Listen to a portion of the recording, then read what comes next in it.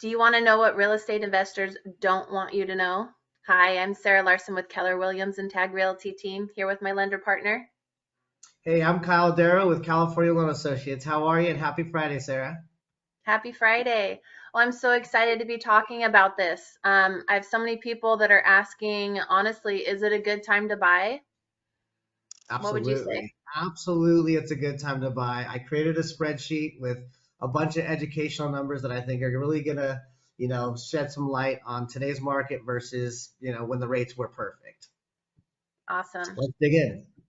All right, so these are based on real scenarios. This is a home that we sold back in March versus a home directly across the street, exact same layout, same floor plan, same square footage. And let's talk about the differences. Let's So, do it. property A back in March, it was on the market for 3 days. We got 8 offers that were doing the bidding war thing. It Mm-hmm. was listed at 999, so we'll just say $1 million. Okay. Overbid, ended up going for $1.2 million. So Right. $200,000 over asking. And people were No, blind guessing against each other. exactly. No contingencies, no seller concessions. It was, do you like the house? Okay, great. Make an offer. Let's go. Right. Versus today, right across the street, we have a house for sale. It's been on the market for 43 days. We haven't had any offers because people are scared of these high interest rates. Even though right now there's seller concessions, they can help pay closing costs. We can ask for contingencies. We can talk more about contingencies on another video. It's listed Right. right now for 989, and I can tell you right now that if I had a buyer, I would probably be able to get in contract for 975. That's $14,000 less. And So, 225. right, exactly. So, list price is about 11,000 under. Purchase price, we're talking $214,000 lower than back in March. So, what does Wow. that mean for like financing side for a home buyer? What does that mean on their purchase end, on their mortgage payments?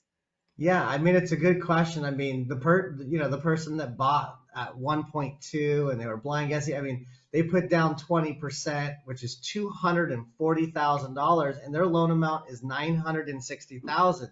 So they owe 960. The buyer today, that if you can get them in contract at the 975, and the seller's open to that, and they put down 20%, they're only putting down 195,000, same percentage down just because they're getting a better price. And now they owe 780,000. So they're $45,000 less out of pocket and $180,000 less they owe. Granted, they have a little bit higher of interest rate, but again, interest rates change. The amount you owe doesn't. Right. So, So So it looks like, the mortgage payment for property A was $4,178, and now property B, a homeowner says maybe they can't afford the $5,059 mortgage payment. That's $881 more a month. That's what the buyers are seeing. right, but they have $45,000 more in their pocket now, and that I mean that's just I mean they could utilize that money to cover that payment difference until the rates change and they can refinance. Right. That's about 4+ years of payments sitting in their bank for that 45,000 that they don't have to spend, right? I think that's what people aren't Exactly. Until realizing. they break even, it's like 4.25 years. Yeah, I mean, so they have enough because their down payment's less to cover that difference in mortgage payment, that higher payment for 4.25 years. That's a That's lot. incredible. Yeah.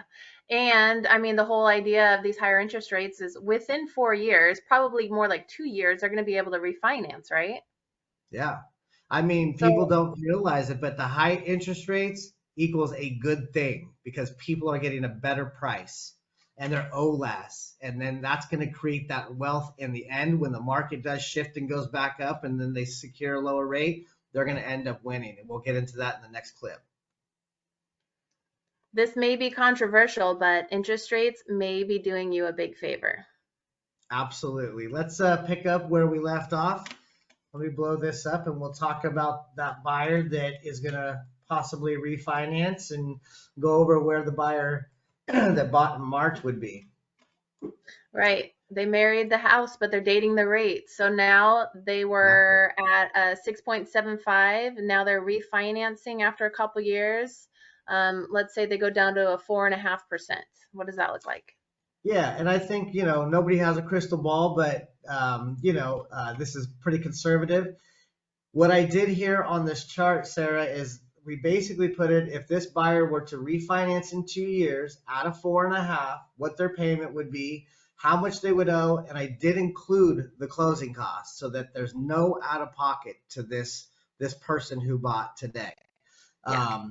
So roughly they would owe about $770,000 at the 4.5%. They would be at 3901 payment wise, which is $277 less than the buyer that has the better interest rate. So they're paying 1.25% more in rate, but their payment is better after 2 years. But And they also their owe payment 150, huh? also their payment is going down because they were at 5,059 and now they're at 39. That's a huge savings just by That is. refinancing. Yeah, it's almost $1,200. It's $1,160 a month. That's And huge. so, and they owe $151,000 less today. So whatever they sell this property at, as appreciation happens, they're going to end up with more money on this purchase or on the sale, excuse me. And let's talk about a 5-year forecast. I mean, after these two people refinance, or excuse me, after buyer, that buys today refinances, and then the person that bought back in March, they still owe 921. This person owes 770. And what does that 5-year look like? Right. I mean, a lot of people feel like they're going to live in their house forever, but reality is people sell every 5 to 7 years on average. So after 5 years, if this person sells their house, you're saying they have $569,000 of equity, right? Absolutely. Absolutely. $126,000 more. So this person just essentially made $126,000 more in 5 years versus if they would have bought in the spring when everybody else was.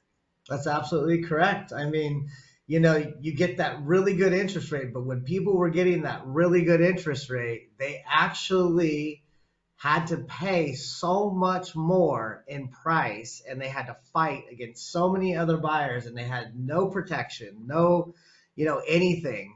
I mean, yeah, granted, they get the good rate, and they did, but they also, in the end, I think are gonna probably owe more. They're gonna get less out of the net sale if they were to sell. And what is the national average? I think it's every 7 years someone moves, right, along Hmm. across the country. So you look at those numbers, and these are real. And I don't think people understand. They see the high interest rate at the surface, and they automatically think, oh, the market's going down, the rates are higher, it's a bad time. But is it? Are we going to let the investors take all that money? And they're the ones that are going to start buying. They're Right. gonna keep buying all of it up. They're going to create cash flow and wealth because they're getting things at a lower price, and the rates are going. I mean, the rental market, the rents are just going to keep going up. It's a cost of living. So Right. I mean, this is what the real estate investors don't want the average homeowners to know because this is how you create future wealth, right? This is how you start making a lot of money, making your money work for you instead yeah, of pinching your dollars and saving exactly. your money in the bank.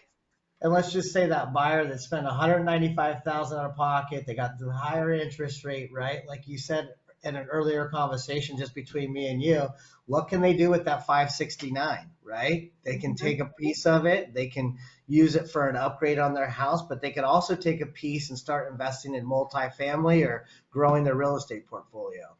Right. Or they could put it down on their next house out of state and pretty much have their entire mortgage paid for.